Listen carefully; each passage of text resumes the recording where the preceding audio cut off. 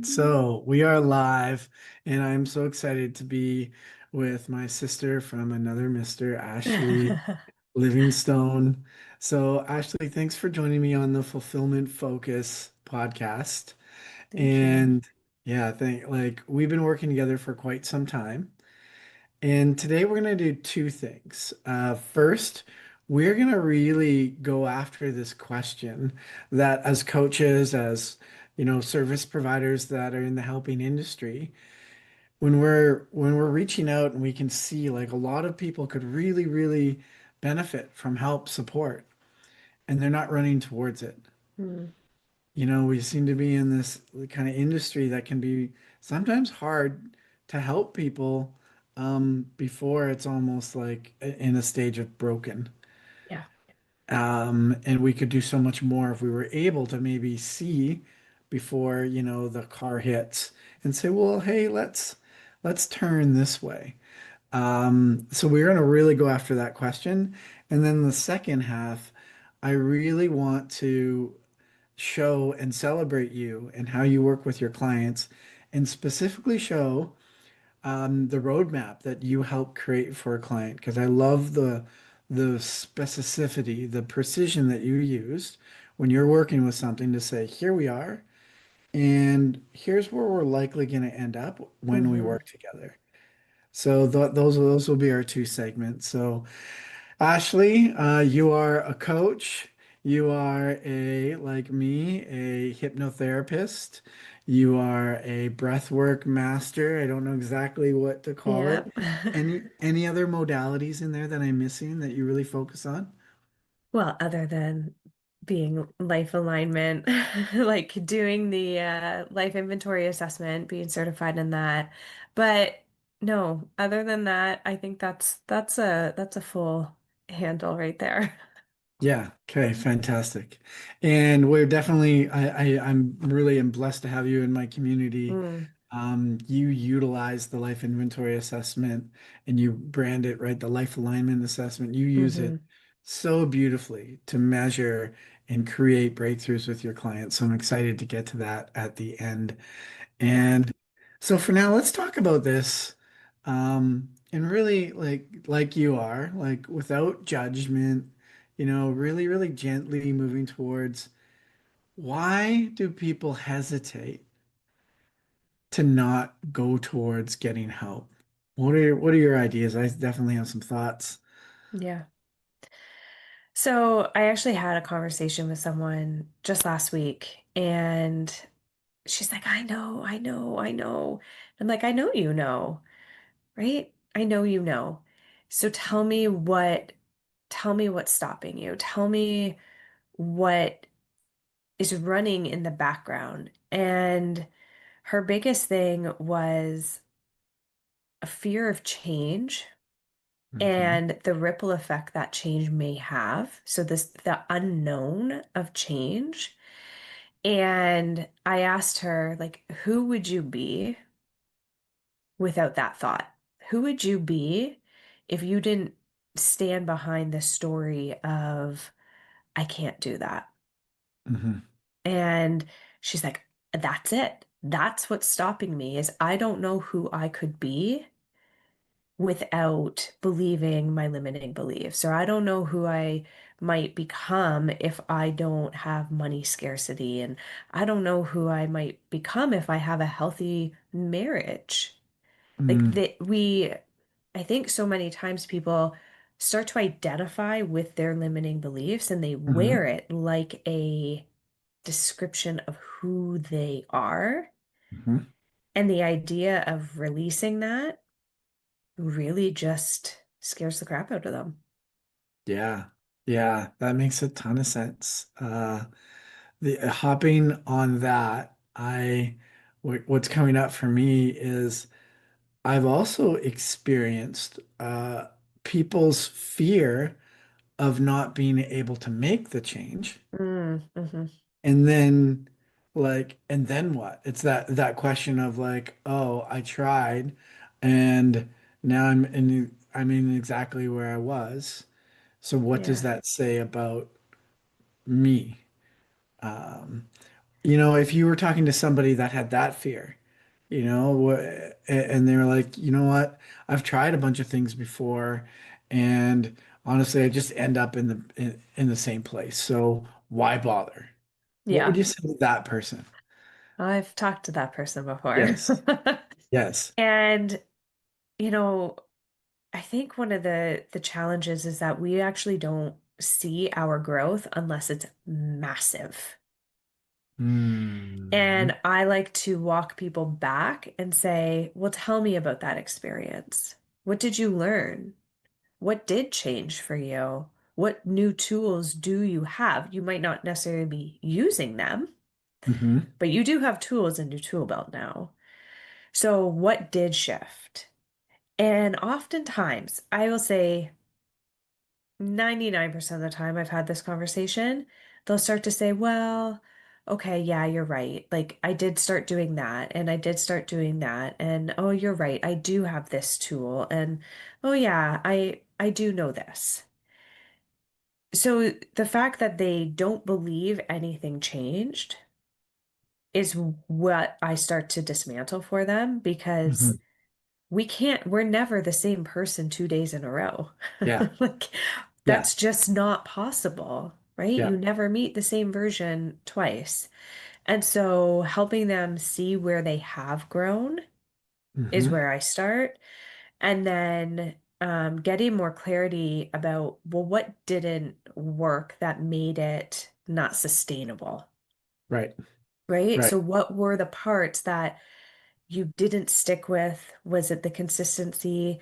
And I find most times, again, it's somebody, whomever they were working with, or maybe they did a course and so they didn't Hmm. have the accountability, or it was like a big group program and they just started doing everything everyone else was doing, or they tried to do all or nothing.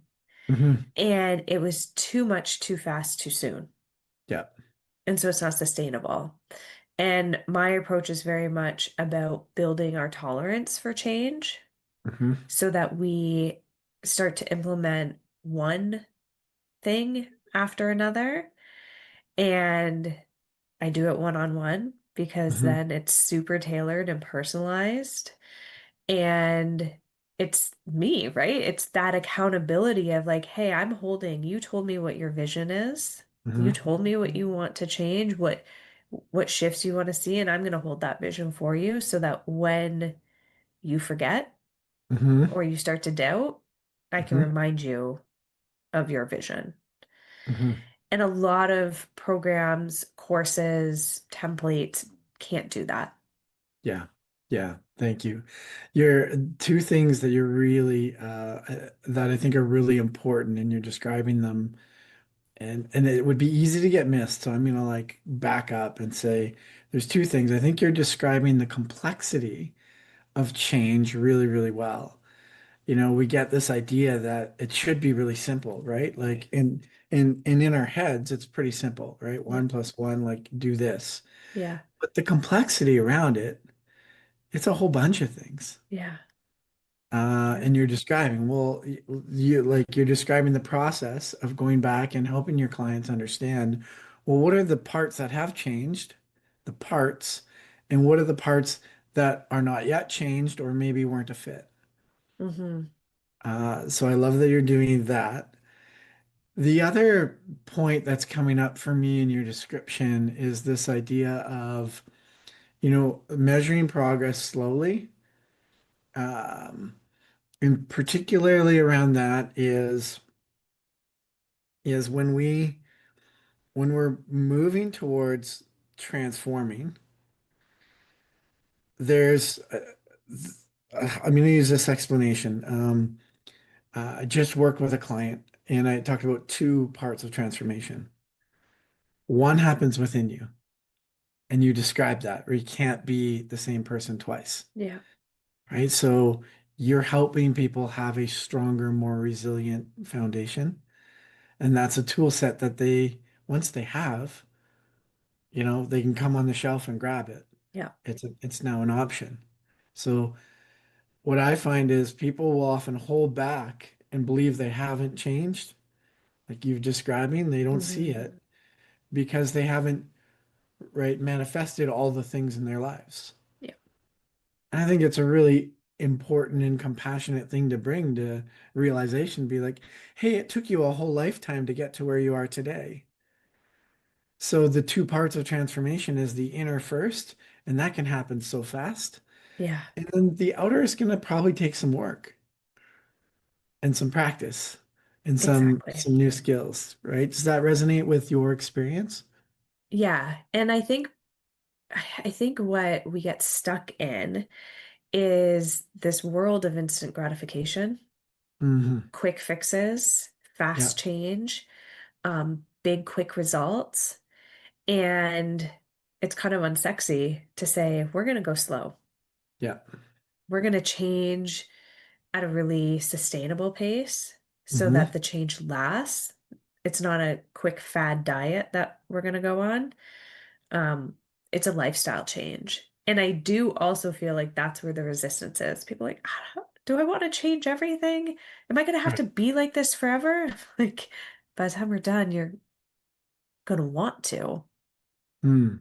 right? Yeah, It's not going to seem like this foreign um, lifestyle change. It's just going to be who you are now. yeah.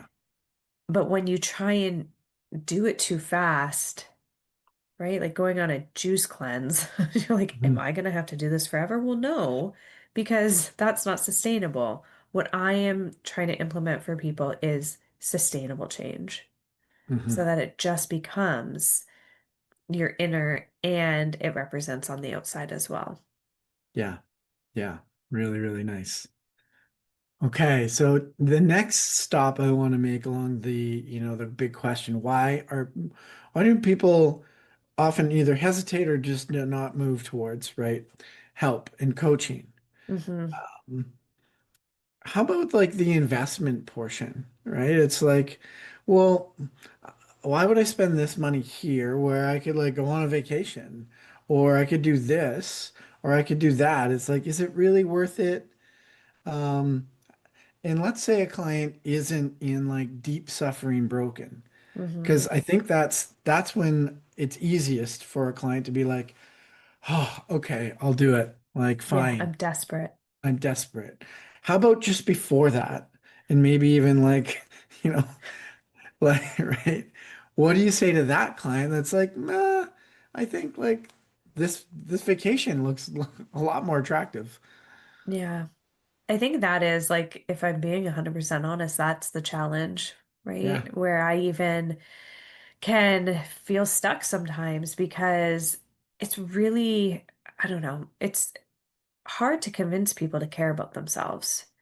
It shouldn't be, but it really is. I'm a mom and my kid plays hockey and baseball, and I drop thousands of dollars on Mhm. new equipment and hotel rooms and extra ice time and extra training without even thinking about it. Yep. I mean, maybe I think about it a little bit. I reflect afterwards when I get the bill, but um, it's just a no-brainer for me. Like, of course, I'm going to invest in his goals. I'm going to invest in this. And I see what I do for others as the same thing, but Yeah. it's so hard for them to invest for themselves, Hmm. right? They'll drop thousands of dollars for their kids, Hmm. no problem. Their dog Hmm. gets sick, no problem, Yeah. right? It's Hmm. like, no, it's a no-brainer. And unfortunately, we live in a society where, especially for women, we are not investing in ourselves. We're investing in everyone else first. We're investing our time, our money, our energy in everyone else first. Hmm. And the reason those people, like even right before it's like desperate, Hmm. is because there's just this thick layer of guilt Mm. that blocks them from saying yes to something for themselves. Hmm. right? And so I'll have that conversation. They're like, well, maybe I'll just, you know, do a yoga class once a week. Hmm. Like, okay, great.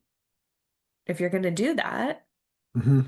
right? Yoga's maybe it might help you with something, right? But it's the accountability, the deep personalized transformation Hmm. that they're missing out on, Hmm. Yeah. right? So I don't necessarily have that like solid, hey, before it gets too bad and you're Hmm. desperate, do this. But it's almost like the difference of going to the gym on a regular basis. You know that your Hmm. body needs movement and you invest that time and energy in it before you need to like be ill and have to go to the doctor or the emergency room, Yeah. right? Yeah. Yeah. So I always think about the work that I do as the gym for your mental and emotional well-being. Yeah. Yeah. And I'll tack on two reasons, two themes I think that I see preventing people from stepping in, and it's a mindset, right? Hmm. One is I think there's this idea of independence, of like I'm an adult, Yeah. I should know these things, and if I go and I'm training, like the gym, no one like I think this is switching, by the way, which is a Hmm. great thing. But when people go into the gym, people are celebrating that. Oh, cool. Like, yeah, of Yeah. course you're doing that. Oh, you're seeing a coach. I wonder what's like, what's that about? Yeah. Is there something broken? I mean, I think that mindset's switching, but I think there's still this like, oh, I should be able to do it on my own. Like, why can't I Yeah. figure this out? Yeah. Like, I'm sure it will get better. Yeah. Or I'm not that bad. I don't Right. need. And it is similar, I'll even say, like, again, a lot of people now will speak openly about having a therapist, Hmm. right? And somebody asked me even the other day, like, well, what's the difference between what you do and therapy? And I'm like very clear, I am not a therapist, not a Hmm. licensed therapist. And I think the difference is really, it's like the walking alongside. Hmm. It's not a, okay, you get me for 1 hour and then don't talk to me again until your next session.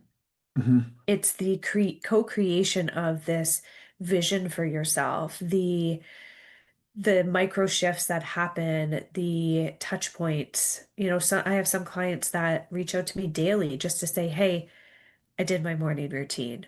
Or, Hmm. "Hey, I got my steps in." Or, "Hey, I had that really uncomfortable conversation." Just for the accountability and the troubleshooting on a daily basis.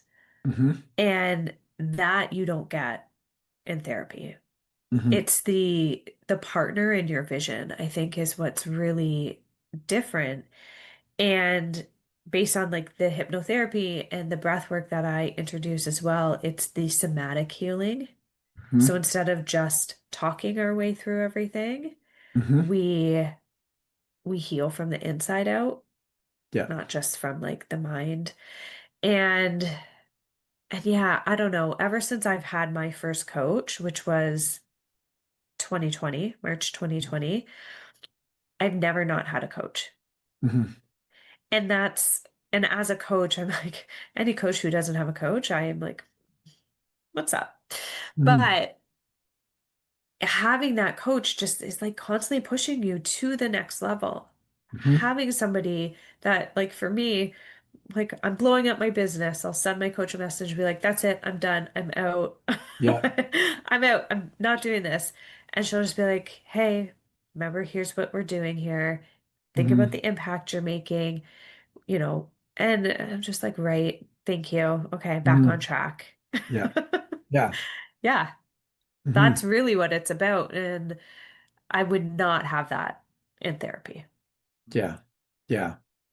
So you used a nice analogy with the gym, and I want to bring up another analogy and then move over into really how you work with your clients, like how you Hmm. like that precision that you use. So um, I recently had a client that was in and then out, in and then out. One day it Yeah. was like I'm in, and then the next day, I no, I don't need this. You know why? And The analogy that I think of is with a car.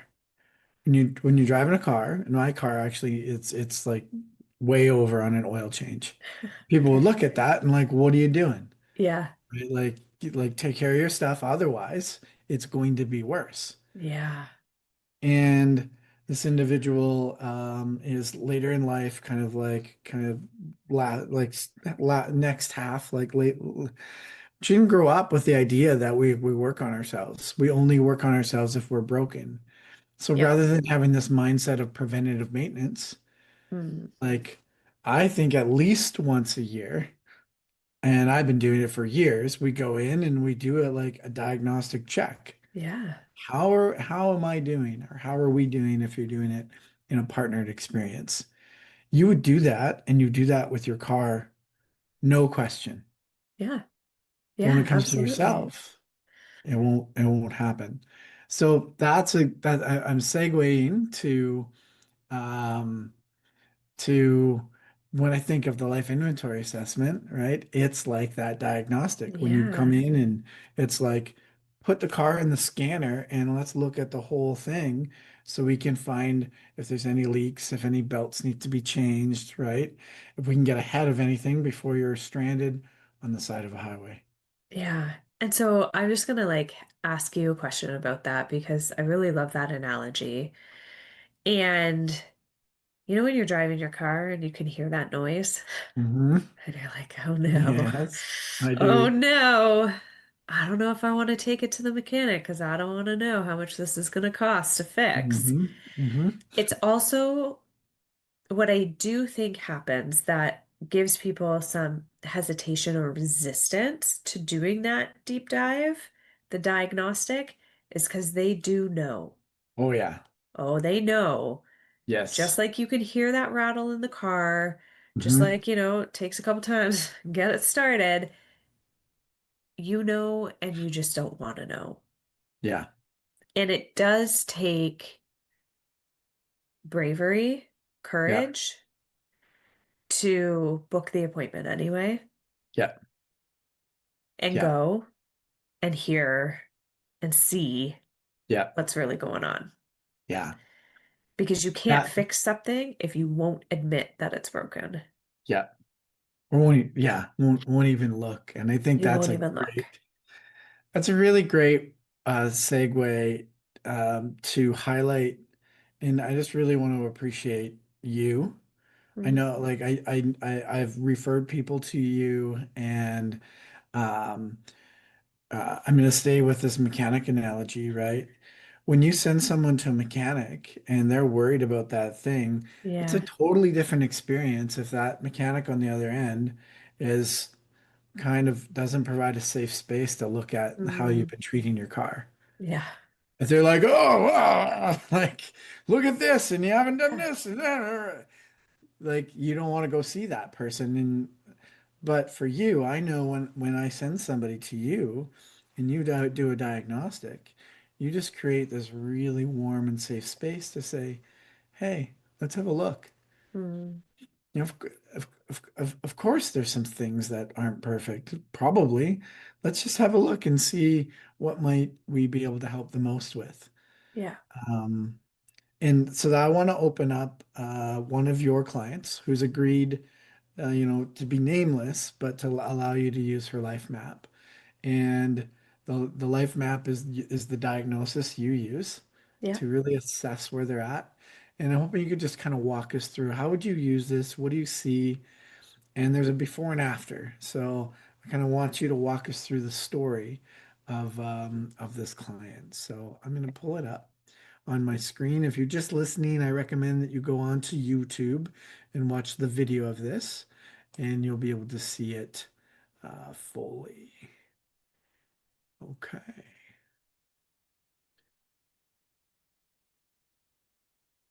Okay, Ashley, you can see that? Yeah, I can. Okay, fantastic. So walk us through what we're looking at and when, bring us into the client experience when Hmm. you were with the client sitting at, this is their diagnostic of how they're doing in life. Yeah. So I'll just share too, even when this client first came to me, she was not a stranger to personal growth work. Hmm. And she was frustrated because she's, quote unquote, done the work. Hmm. Okay. And one, well, a few of the things that were standing out most to her, she was trying to figure out why she felt so drained every day, like Hmm. energetically exhausted, physically exhausted every single day. She was managing everyone else's priorities. So even in this first step, helping her clarify what her priorities were was game changing for her because there were no questions on here about, well, what are your kids' priorities? Or what is your Hmm. husband's priorities? Or what are your parents' priorities? It was, what are your top priorities? And I'm not sure she'd ever really been asked that question before. Hmm. And then with that came releasing the guilt of actually doing what she wanted to do. Hmm. So she had that knowing, like, oh, something's off. Hmm. I don't know why and I don't know what, but I'm exhausted. I'm drained. I'm Hmm. making life perfect for everyone else. And I have so much guilt every time I think about putting myself on the calendar. Hmm. So in this session, when we sat down together and we looked over it, that very first question of how, ranking your priorities in order of importance to you right now in this Hmm. moment of your life, that was already like a really challenging, yet thought-provoking question for her Hmm. because she had never asked herself, she had never been asked that before. Hmm. And so that was a really beautiful way to start the conversation and for us to look and see that, as you can see on here, her top six priorities, all Hmm. of them are sitting in the action category. Hmm. And her character and her emotional mental well-being was really, she was very surprised to see that actually, Mm. that To it see it so was. far in like so Yeah, far unfulfilled. yes, Yeah. right. And when you look at, she works in physical training, like she's in physical fitness. So it made sense that her physical fitness and her immediate family, that of which she pours so much into, was closer to the fulfillment, like the flow. Hmm. But because she was so tired, it was what was pushing it just a bit over. And she was so tired because all she was doing was giving to her family and nothing to herself. So as we started to like really work through this plan for herself, it was helping her to, you know, accept that we were going to work through her character, right? That Hmm. was her number one priority. Hmm. And it was the most, out of alignment for where she wanted to be. And Hmm. that didn't feel good for her. Hmm. So we landed on her character, her relationship with her husband, so her love life, Hmm. and her emotional and mental health. Because these pieces, as we know, are so closely connected to one another. Hmm. And when we're starting to feel better emotionally, when we're better connected to the person that we're sharing our life with, other parts of our life just start to naturally drift over, Hmm. right? Because I'll be honest, when she first looked at this, she's like, I have so much work to do. Hmm. And part of my process is you don't. We're going to hone in on those pieces of your life that when you make change, Hmm. sustainable change, is going to have the biggest impact on how you feel and how you move through each day. Yeah. Because if we look at all of that, that's overwhelming. And I think this is what happens when many people enter containers is it's like, well, I have to fix everything. Yeah. Look at this. Yeah. but it was very, very focused on who are you, right? Yeah. Your character. Who are you? What drives you? How are you showing up, taking radical responsibility for your life, Hmm. right? The emotions and the mental health that come with being a mother, an entrepreneur, a wife, a daughter, a sister, all of those pieces. Hmm. And then also like that connection with her husband. Like we're Yeah. going to hone in here. Yeah. And if you want to scroll down, we ended up working Sure. together. So we were in a 6 month, Yeah. I So you're think maybe. focused. So I'll scroll down right away. So you met with her, created this safe container to really look at what was going on. Mhm. Um, just her being able to rank her life categories from top to bottom. What was her having the permission to do that? It felt like it was a profound experience. Like it Yeah. created some like, oh, what is right important to me? And then together you partner to say, hey, if we work on all three of these, you found the power of focus, Yeah. all three of these, and I'm assuming those are probably connected in some ways. Yes. Yeah. Um, that's just our focus. And then you do a roadmap. I don't know. Yeah. Does it make sense that I scroll down now, or do you want to Yeah. talk about Actually, the I'll roadmap go first? over so the roadmap with her really focused in on. So I always create a customized plan. So after we have our session, I walk Yeah. away and I'll be honest, I sit on it for a few days Hmm. because new ideas, insights will come to me and I develop a comprehensive plan that we're going to work together. Hmm. And so her plan was very much around aligning her time with her top priorities. Hmm. Okay. So time alignment was a big aha in this Hmm. session.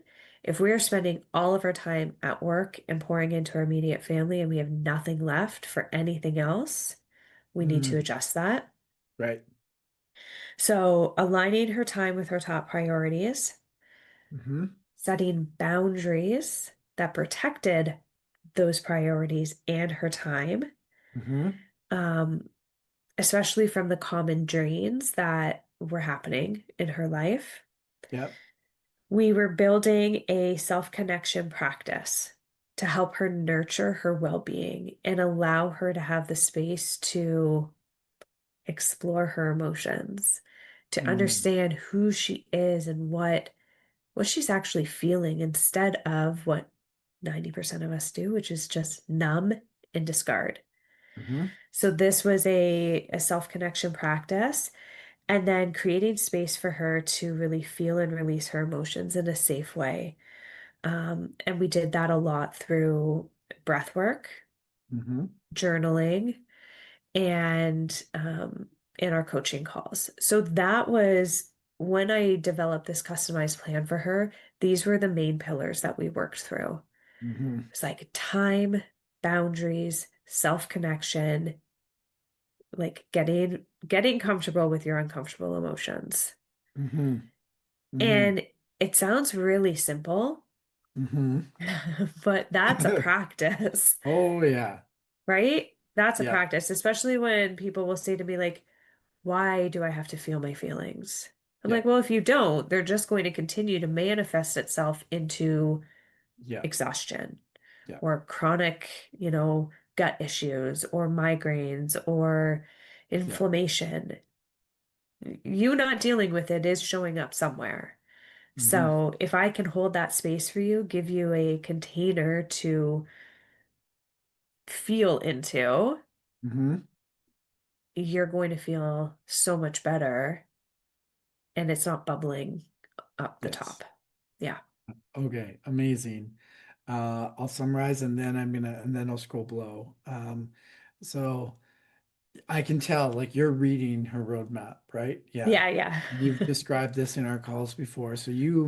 And this is, if you're listening to this, and if you just want to get started, right, and just have a safe space to do the diagnostic, Ashley does this, Yeah. right? She'll sit with you, right, one session, and you will get a roadmap, and then you can decide what to do with it, right? You've got it Yeah. from a mechanic that is just really, really loving, and she won't shame you for whatever your car looks like. And then No. then you'll be empowered to decide what's next. So I really want to highlight that. You did that with this client, and you identified these three focus areas. In addition, you had three main strategies: time alignment to their priorities, setting boundaries, and self-connection and emotional processing. Yeah, And just before I scroll below, I really want to highlight and emphasize that these are core capabilities, right? We don't think, and like when you work with your clients, I can imagine, and so you can validate this, that you're not just like helping them, right, in the moment, but you're actually teaching them how to feel and process. And those foundational skills will help every other life category, every other relationship. So when exactly. they're done, they walk away with a foundational toolkit that they're better off to take the car in the garage and do it themselves if that's the way they wish. And Yeah. just once in a while pull in, a chief mechanic. Is that accurate?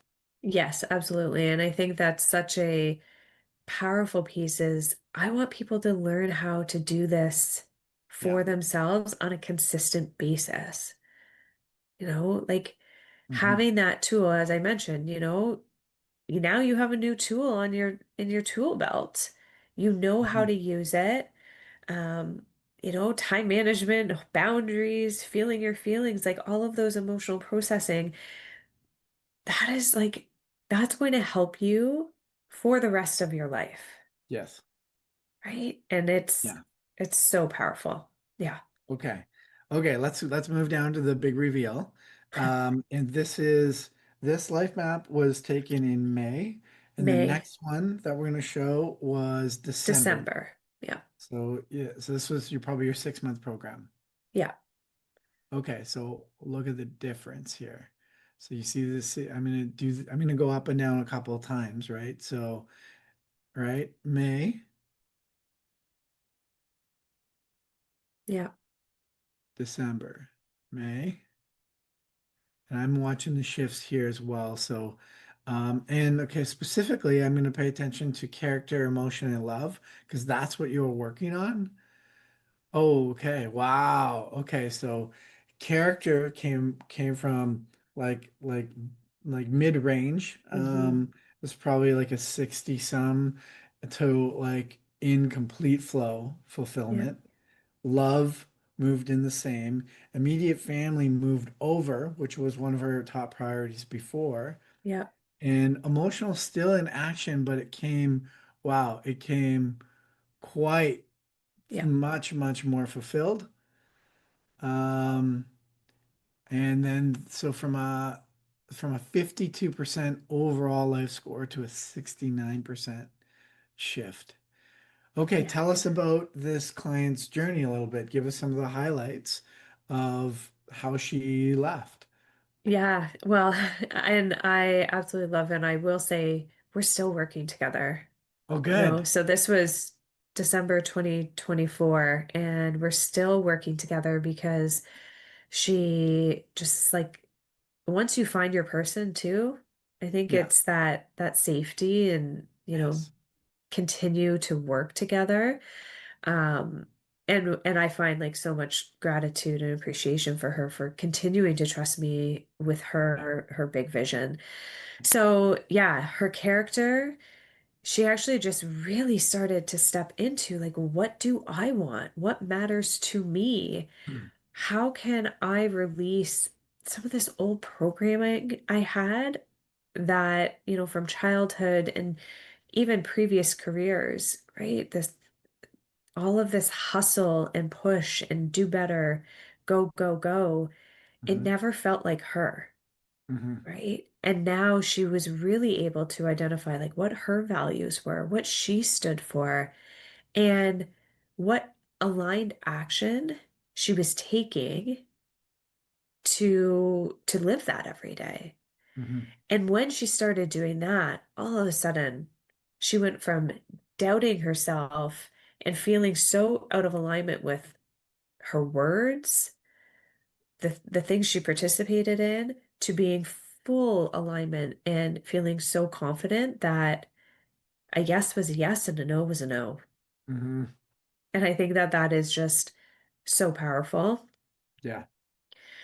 And in doing that, it actually brought her so much closer to her husband.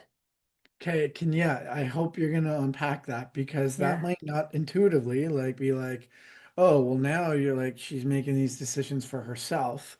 She's got firmer boundaries.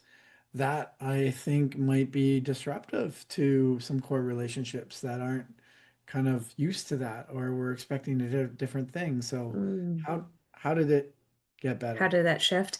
Yeah. Yeah. Well, one of her priorities was connection with her husband Mm. instead of just work Right. and clients and social and like volunteering and all of the things that sometimes as women we think we have to do. Hmm. But she's like, I want to be with my husband and I want to be with my children and I want to create this family dynamic that I didn't have growing up. Hmm. But she was fighting it so much before, Yeah. right? She was really doing that. I got to balance everything when really she was like, I don't want to balance it. I want to pour in here. Yeah. So her choosing more connection with her husband, because Hmm. that's what felt good to her, helped to shift that. Her releasing the I have to do it all Hmm. alone, even though Hmm. I have a fully capable other human partner beside me that can help, he started to participate so much more because she gave him space to do that. They Hmm. became partners instead of like cohabitants. Hmm.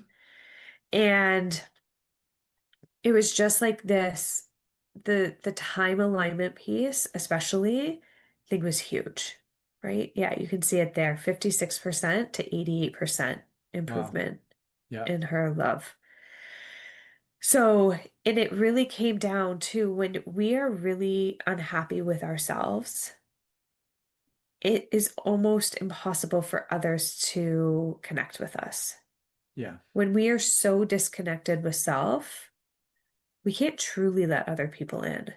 Hmm. So the deeper her self connection got, the more regulated her emotions became, the more regulated and the better she started to manage her stress, the Hmm. easier it was for her to connect with her family. Yeah. And that was hugely important to her, right? Yeah. She didn't have to constantly be go, go, go all the time. Hmm. She could rest and be present. Yeah. And that just like hugely improved their relationship. Wow. And the other cool thing, when you started to talk about boundaries, okay, move us, yeah, there is. So I went and I scooted over to be like, okay, I wonder if her work life got damaged. It's actually like from her self perspective, like it's better. Yeah. It's probably showing up with clear decisions and boundaries there as well. And then I thought, well, maybe social contributions from the story that you're talking. Maybe, she quit doing things in the community and she felt guilty about it.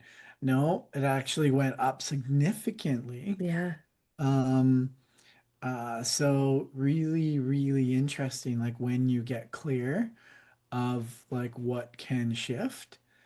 And also, noticing, I just want to address that it's like, of course, like to me, when I look at this, it's like there's really clear delineations of priority, of, some things that have moved a lot and are a pretty satisfied state, and some things that are just less of a priority right now. Yeah. She's probably not focused at, but she's in a high awareness of it. And I like to think there's an age and a stage. So Yeah. it's like maybe this isn't the age and stage for her to pour into those areas. Yeah. And and these are on neutral. Actually, that's probably right at 5 is my guess. So there, she probably just Yeah. put them in neutral. It's just like, They're on yeah. they're on a shelf. Probably get back to it, right? Yeah. And I think that that's also what's really nice is because she didn't have to overthink it. Yeah. She was just like, yeah, I'm just, they're there.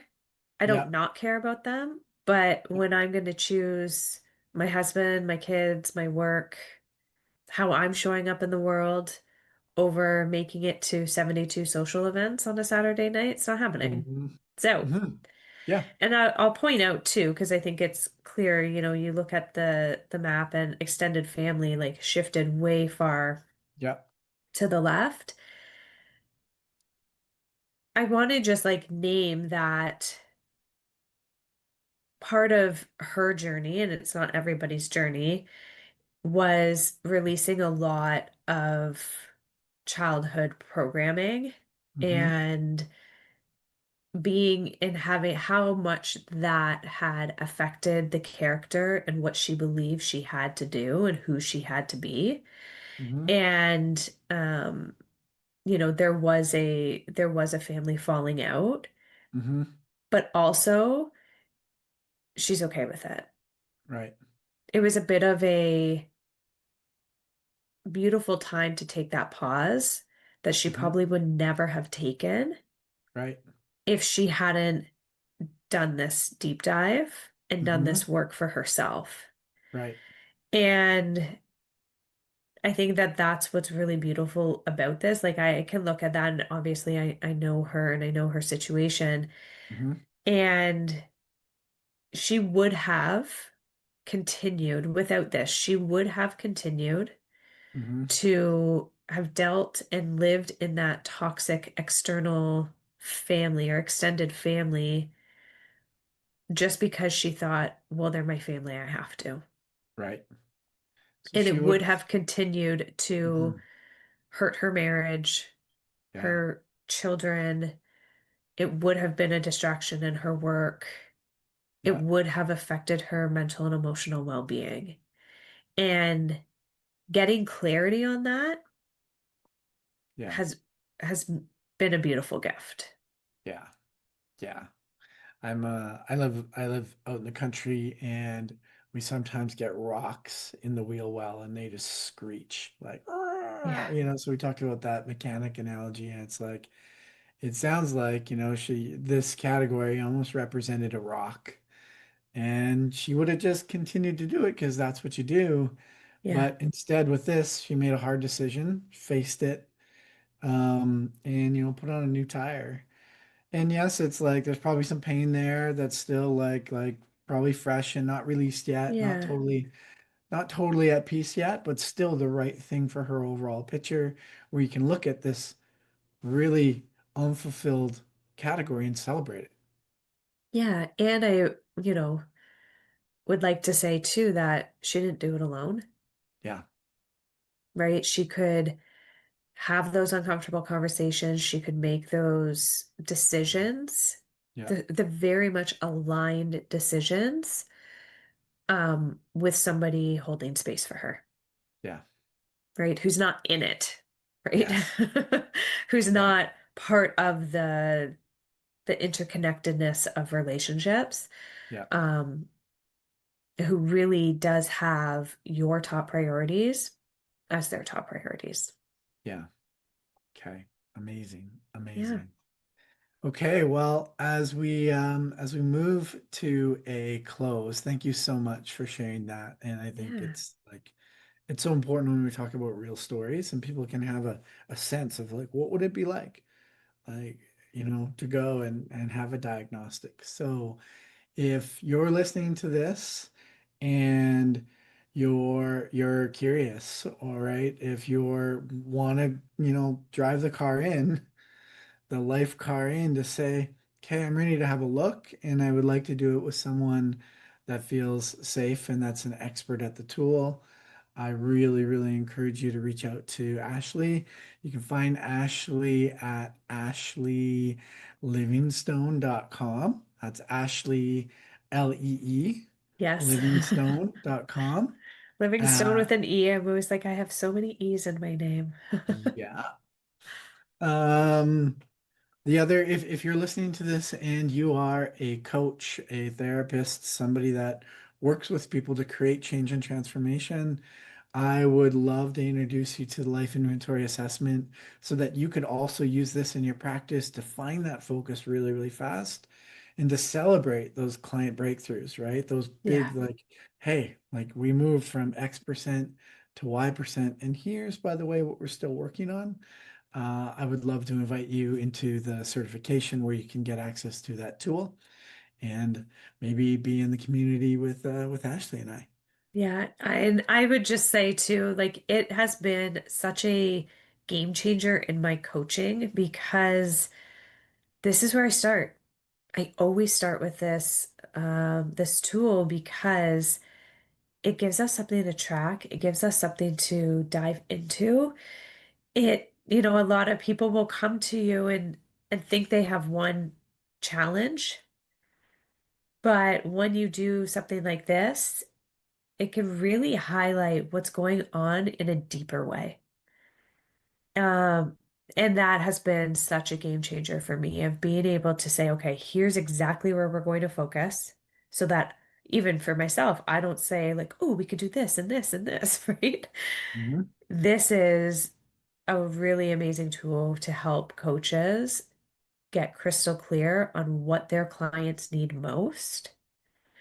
And I'll be honest, like there are some times when somebody will come to me and financial is the piece that they need the most support with. Hmm. And if it's mindset, I got you. If we need Hmm. to release some, financial money trauma from your body, we'll do that. But I always refer to, a financial coach. Hmm. It doesn't always just have to be me. And Right. so I think that what this tool does as well is like shows us as coaches where our clients could benefit the most. Mm. Yeah. Yeah. So well said. And thank you so much for that expression. It's my honor to have. This is the whole point of it, is to allow allow the tools to help the helpers help more, Yeah. Yeah. help faster, help with more precision. So thank you so, so much. Yeah. And Thank thanks for you. joining me today on the Fulfillment Focus podcast. Thank Until you for next having me. time, until next time, we will see you later. Uh, I always want to say, keep fit and have fun. Yeah. What is that? Hal Johnson and Joanne Yep. McLeod? Yeah.